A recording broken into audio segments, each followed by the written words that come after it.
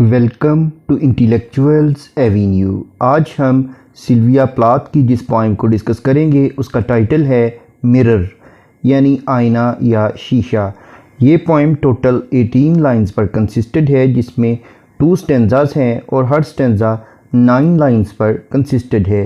ये पोइम 1961 में लिखी गई, जिसमें मिरर को एक स्पीकर के तौर पर पेश किया गया है और मिरर खुद से कहता है आई एम सिल्वर, यानी मेरी रंगत चांदी जैसी है, सिल्वर है, एंड एग्जैक्ट, और मैं बिल्कुल दुरुस्त बात कहता हूँ। I have no preconceptions, मैं अपने पहले से ही आइडियाज़ बनाकर नहीं रखता, मेरे कॉन्सेप्ट पहले से नहीं बने होते, यानी मैं किसी का चेहरा देखने के बाद बताता हूँ कि वो कैसा है, चेहरा देखने के बाद फ़ैसला करता हूँ। वट एवर आई सी, मैं जो कुछ भी देखता हूँ, आई स्वेलो इमीडिएटली, मैं फ़ौरन अपने अंदर जज्ब कर लेता हूँ, उसे निगल लेता हूँ, अपने अंदर जज्ब कर लेता हूँ। जस्ट एज इट, बिल्कुल वैसी ही जैसी कि वो चीज़ होती है, यानी जैसा किसी का चेहरा है होता है, मैं बिल्कुल उसकी उसी शक्ल को अपने अंदर जज्ब कर लेता हूँ। अनमिस्टेड बाय लव और डिसलाइक, मैं मोहब्बत और किसी किस्म की नफ़रत या नापसंदीदगी से बिल्कुल वाज़े होता हूँ। इन चीज़ों का मेरे ऊपर कोई असर नहीं होता, यानी मेरे अंदर कोई इमोशंस, कोई जज्बात नहीं है। जैसा कोई होता है मैं बिल्कुल उसको वैसा ही होकर मिलता हूँ, बिल्कुल उसका असल चेहरा दिखाता हूँ। आई एम नॉट क्रूअल, मैं जालिम नहीं हूँ, बट ट्रूथफुल, बल्कि सच्चा हूँ। The I of a little God, मैं एक छोटे देवता की आँख हूँ, यानी मैं सबको बराबरी की नज़र से देखता हूँ। 4 कॉर्नर्ड, मेरे 4 कोने हैं, यानी मेरी शेप अगर स्क्वायर हो या रेक्टेंगल हो, मेरे 4 ही कोने होते हैं। मोस्ट ऑफ द टाइम, ज़्यादातर वक्त, I meditate on the opposite wall, मैं अपने सामने वाली दीवार को देखता रहता हूँ, यानी जब मेरे सामने कोई नहीं होता तो जो सामने वाली दीवार है उसका अक्स मेरे अंदर दिखाई देता है। इट इज़ पिंक, उस दीवार की रंगत गुलाबी है, विद स्पेकल्स, और उसके ऊपर धब्बे से पड़े होते हैं, यानी जब मेरे ऊपर कोई धब्बा दिखाई देता है तो वह दर हकीकत मेरा धब्बा नहीं होता, बल्कि वो सामने वाली दीवार का होता है। I have looked at it so long, मैं इस दीवार को बड़ी अरसे से देख रहा हूँ। I think it is part of my heart, और इतना मैंने इसको देख लिया है कि अब मुझे यूँ महसूस होता है कि शायद ये मेरे दिल का एक हिस्सा है। बट इट फ्लिकर्स, लेकिन ये कभी कभी दीवार जो है ये फ्लिकर करती है, चमकती है, कभी जलती बुझती है। फेसिस, जब किसी का चेहरा मेरे सामने आता है, एंड डार्कनेस, और या अंधेरा हो जाता है, separate us over and over, तो ये दोनों चीज़ें, यानी कि किसी का चेहरा और जो स्याही है, तारीकी है, वो हम दोनों को एक दूसरे से जुदा कर देते हैं। यानी हर वक्त मेरे अंदर दीवार का अक्स रहता है, लेकिन जब कोई लाइट ऑफ कर देता है, यानी अंधेरा हो जाता है, या कोई अपना फेस देखने के लिए, अपना चेहरा देखने के लिए मेरे सामने आता है, तो तब हम दोनों जुदा हो जाते हैं, यानी मैं और वो दीवार जुदा हो जाते हैं, हमारे दरमियान वो शख्स का चेहरा या तारीकी आ जाती है। Now I am a lake, अब मैं एक झील हूँ। A woman bends over me, एक औरत मेरे ऊपर झुकती है।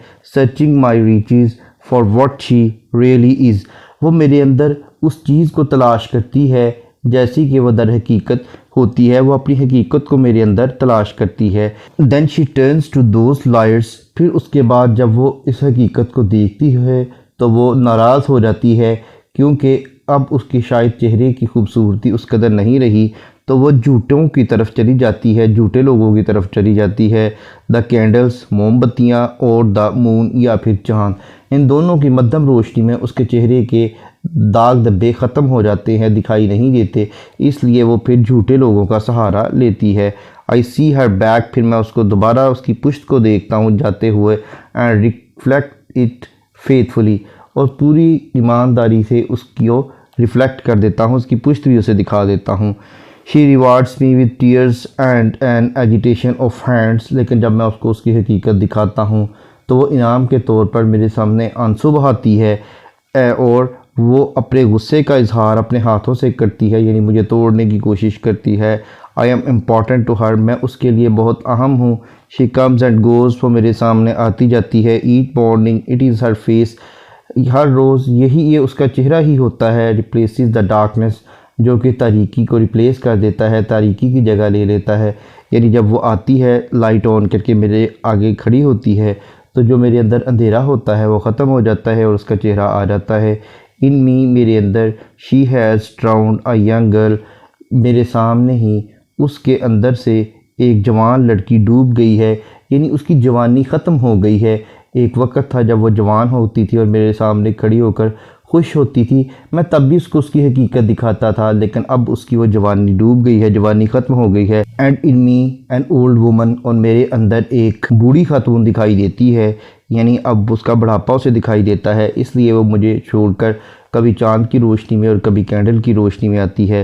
राइजेस टूवर्ड हर डे आफ्टर डे लाइक आ टेरिबल फिश, अब वो हर रोज़ दिन ब दिन बढ़ती चली जा रही है, यानी वो उसकी जो उम्र है वो बढ़ती चली जा रही है और वो एक खौफनाक किस्म की मछली की तरह दिखाई देती है, या उसकी उम्र खौफनाक मछली की तरह बढ़ती हुई दिखाई देती जा रही है। यहाँ पर ये पॉइंट कंप्लीट हुई। अब हम देखते हैं इसकी लिटरेरी टर्म्स और फिगर ऑफ स्पीच। सबसे पहले तो ये एक फ्री वर्स है, यानी इसमें ना तो मीटर है और ना ही कोई प्रॉपर राइम स्कीम यूज़ की गई है। नेक्स्ट है पर्सोनिफिकेशन। पर्सोनिफिकेशन का मतलब है to give human traits to the non living things, यानी बेजान चीज़ों को जानदारों की खसूसियत अता करना।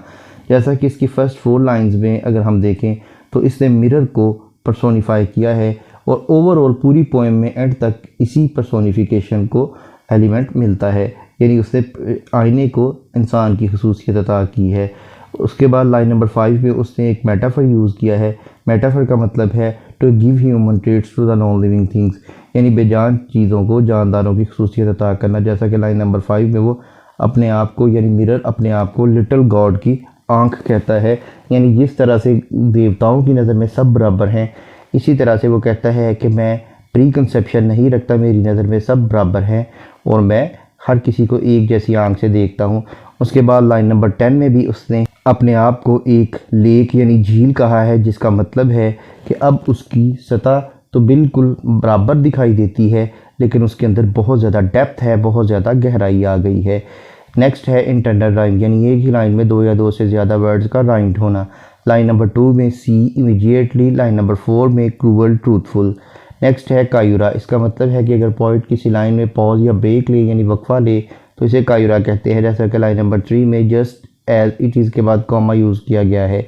नेक्स्ट है एंजमेंट। इसका मतलब है कि अगर किसी लाइन को पढ़ने के बाद उसकी प्रॉपर अंडरस्टैंडिंग डेवलप हो जाए तो ऐसी लाइन को एंड स्टॉप लाइन कहते हैं। इसके बरक्स अगर किसी लाइन को पढ़ने के बाद उसकी अंडरस्टैंडिंग डेवलप ना हो बल्कि इसके लिए नेक्स्ट लाइन की सपोर्ट की ज़रूरत हो तो इसे एंजमेंट कहते हैं, और ऐसी लाइन को रन ऑन लाइन कहते हैं। जैसा कि लाइन नंबर 7 एक रन ऑन लाइन है जिसमें वो कहता है इन मी, मेरे अंदर she has ड्राउन्ड a young girl, एक जवान लड़की डूब गई है। एंड इन मी, और मेरे अंदर एन ओल्ड वूमन, एक बूढ़ी औरत। अब बूढ़ी औरत क्या करती है वो लाइन नंबर 18 में बयान करता है, राइजेस टुवर्ड हर डे आफ्टर डे, यानी वो उसकी तरफ बढ़ती हुई आ रही है। नेक्स्ट है जक्सटापोजिशन, यानी पोइट ने एक ही चीज़ या एक शख्स के 2 मुख्तलिफ रूप बयान किए हैं। जैसा कि लाइन नंबर 3 में वो कहता है just as it is unmisted by love और डिसलाइक, यानी ना तो मुझ पर मोहब्बत का असर होता है और ना ही नापसंदीदगी यानी नफ़रत का। नेक्स्ट है सिमिली। सिमिली का मतलब है to compare two different things on the base of same traits, यानी एक जैसी खसूसियात की बुनियाद पर 2 मुख्तलिफ चीज़ों का मुआवजा करना। जैसा कि लाइन नंबर 17 और 18 को अगर हम देखें तो इसमें उसने उस लड़की को जो उसके सामने खड़ी होती थी उसकी जवानी और बुढ़ापे का कंपैरिजन किया है, और उसके बाद उसने दूसरे नंबर पर उसके बुढ़ापे का एक टेरिबल फिश के साथ कंपैरिजन किया है। उसके बाद लाइन नंबर 9 में उसने ओवर के वर्ड को रिपीट किया है। नेक्स्ट है एलिट्रेशन। एलिट्रेशन का मतलब है बिगिनिंग ऑफ 2 और more than 2 words in the same line with the same letter और साउंड, यानी एक ही लाइन में 2 या 2 से ज़्यादा अल्फाज का एक ही हरफ या एक ही आवाज़ से शुरू होना। जैसा कि लाइन नंबर 2 में सी और स्वालो, ये दोनों वर्ड्स एस लेटर से स्टार्ट हो रहे हैं। लाइन नंबर 6 में मोस्ट मेडिटेट। नेक्स्ट है कॉन्सोनेंट्स। कॉन्सोनेंट्स का मतलब है use of same consonant letter in the different words of the same line, यानी एक ही लाइन के मुख्तलिफ अल्फाज में एक ही कॉन्सोनेंट लेटर का इस्तेमाल करना। जैसा कि लाइन नंबर 3 में जस्ट इट, इन दोनों में टी लेटर यूज़ हुआ है जो कि कॉन्सोनेंट है। उसके बाद लाइन नंबर 4 में क्रूअल ट्रूथफुल।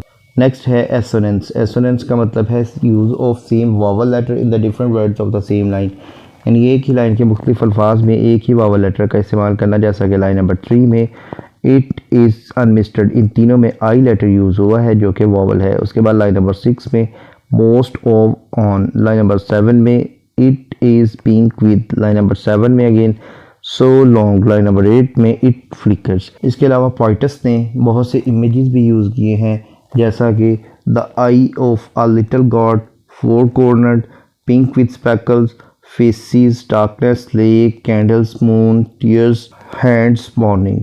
इसके अलावा पोइटस ने मिरर का सिंबल यूज़ किया है जो कि सच्चाई को दिखाता है।